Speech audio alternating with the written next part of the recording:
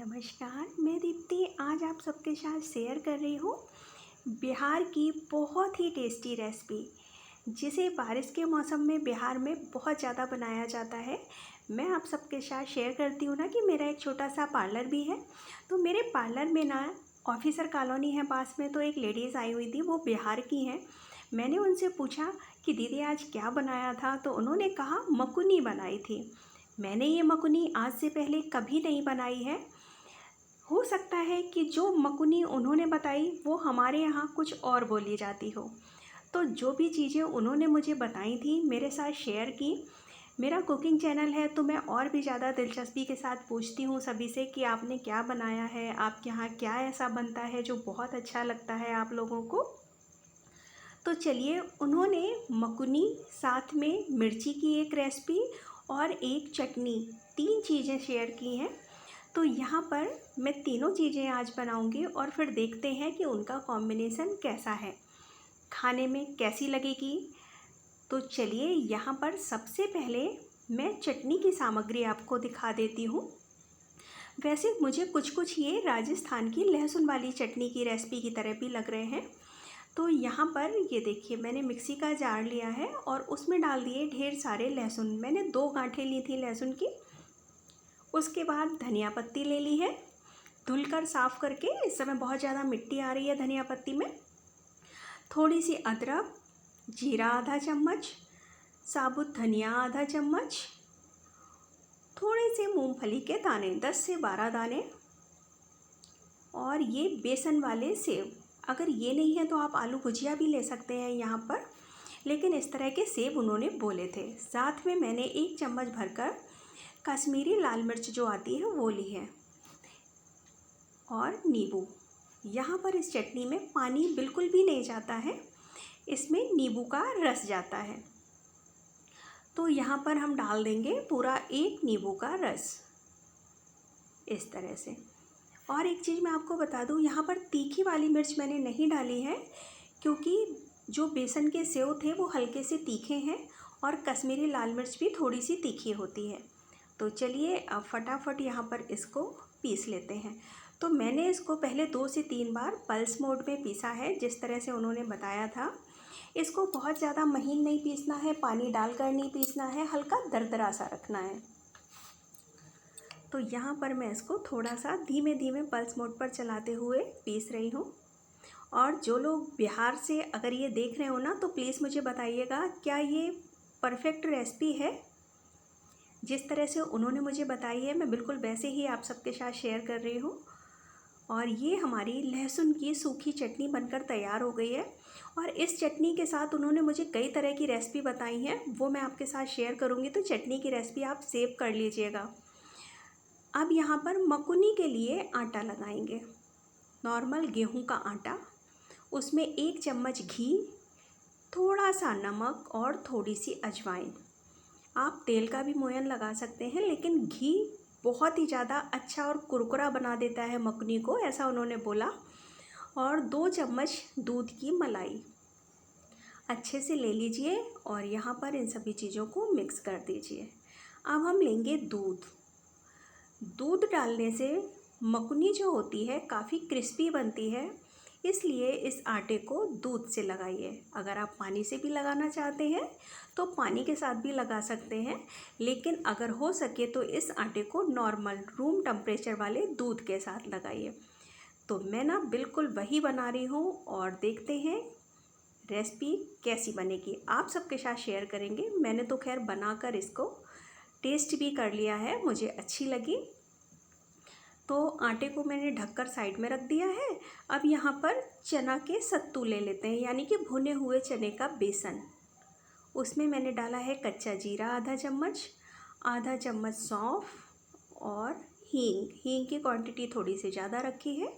थोड़ी सी कसूरी मेथी डाल देंगे, और तीखी वाली मिर्ची यहाँ पर ली है मैंने 1 चम्मच भरकर कश्मीरी लाल मिर्च। नमक टेस्ट के अकॉर्डिंग ले लीजिए।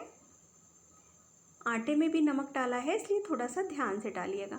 यहाँ पर मैंने लिया है आम के अचार का तेल, जो आम का अचार वगैरह हम रखते हैं ना, मिर्ची का अचार हो वो ले लीजिए या आम का अचार, उन्होंने इस तरह से बोला तो मैंने आम का अचार का जो तेल होता है वही लिया है। अगर आपके पास ना हो तो आप कच्चा सरसों का तेल भी डाल सकते हैं यहाँ पर। और एक महीन कट करके मैंने प्याज डाला है और इस तरह से स्टफिंग को अच्छे से मिक्स कर दिया हाथों की सहायता से। ये देखिए, तो जैसे कि मेरे यहाँ मतलब हम लोग इसको सत्तू का पराठा भी बोल देते हैं, लेकिन ये कुछ कुछ जैसे लिट्टी होती है उस तरह से है। मतलब खाने में थोड़ा थोड़ा टेस्ट मुझे ऐसे ही लगा है। अब उन्होंने मकुनी बोला है तो इसकी जो आटे की लेयर थी ना वो ज़्यादा अच्छी लगी मुझे। अब यहाँ मिर्ची की जो रेसिपी है उन्होंने भरा नहीं है इस मिर्ची को, बस तेल डाला पैन में और बोला कि मतलब थोड़ी सी हल्दी, धनिया, मिर्ची, अमचूर पाउडर, जीरा, सौंफ और साबुत धनिया, हींग, इन सभी चीज़ों को डाल दीजिए और उसके बाद आंच को खोलिए। मिर्ची को पानी से अच्छे से धुलकर पोंछ लीजिएगा।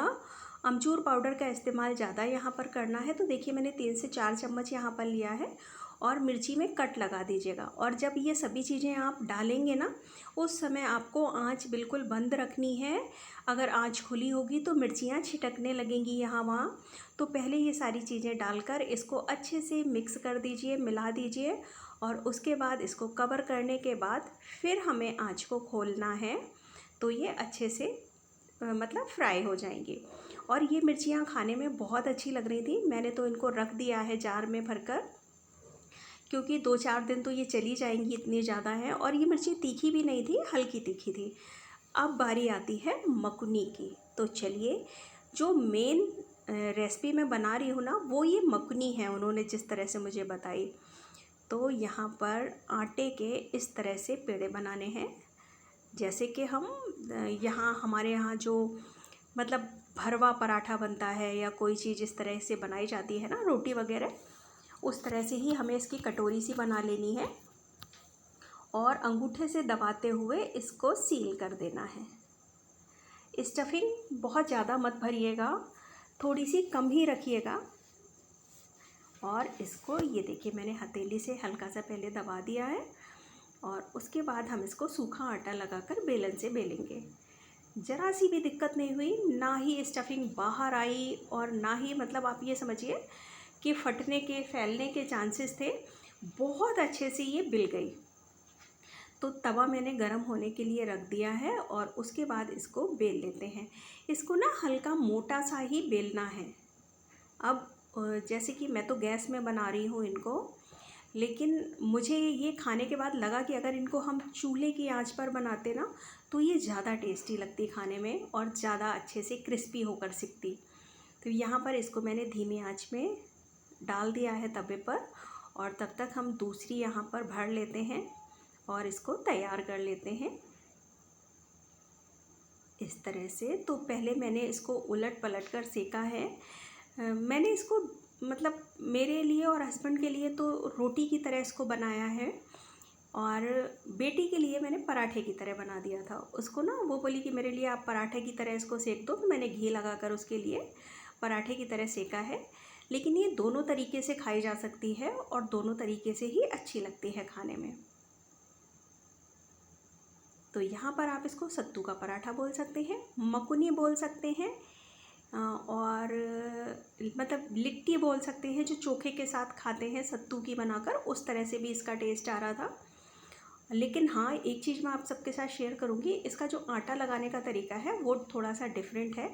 इसमें जो मलाई और दूध का कॉम्बिनेसन रखा गया है ना, उसकी वजह से जो आटे की लेयर थी वो बहुत ही ज़्यादा क्रिस्पी थी, सॉफ्ट भी क्रिस्पी भी, मतलब बहुत अच्छा सा टेस्ट था। अच्छा, अब हमारे यहाँ इस तरह से सूखा तो नहीं खा पाएंगे कि चटनी के साथ खा लें, मतलब मकुनी को या रोटी को। तो मैंने यहाँ लहसुन की चटनी ली है थोड़ी ज़्यादा क्वांटिटी में और थोड़ा सा मैंने दही यहाँ पर ले लिया है और मिर्ची रख देंगे, तली वाली जो मिर्ची है यहाँ पर उसको रख दिया है। लहसुन वाली ये सूखी चटनी रख दी है, साथ में रख दी है ये मकुनी। और अब इनमें लगाएंगे हम थोड़ा सा घी। घी आप जितना भी लगाना चाहें उतना लगा सकते हैं, क्योंकि ये गर्मा गर्म है और घी बहुत अच्छे से सोख रही है। मतलब आप इस पर घी डालो ना और वो सोख रहा है अंदर को। तो कैसी लगी आपको ये टेस्टी सी बिहारी थाली? मैंने बनाई, मुझे अच्छी लगी। दोबारा वो मेरे पास आएंगी तो मैं उनसे ज़रूर शेयर करूँगी कि मैंने आपकी तरह बनाया था और मुझे बहुत अच्छा लगा। मेरे घर में भी ये सबको अच्छी लगी, खाने में बच्चों को भी अच्छी लगी, हस्बैंड ने भी खाया। उनको ख़ास तौर से ये चटनी और मिर्ची बहुत पसंद आई। क्योंकि सत्तू का पराठा मैं भी कुछ कुछ इसी तरह से बनाती हूँ, बस मैं आटा इस तरह से नहीं लगाती हूँ। तो एंजॉय कीजिए ये टेस्टी सी मकुनी लहसुन की चटनी और मिर्ची।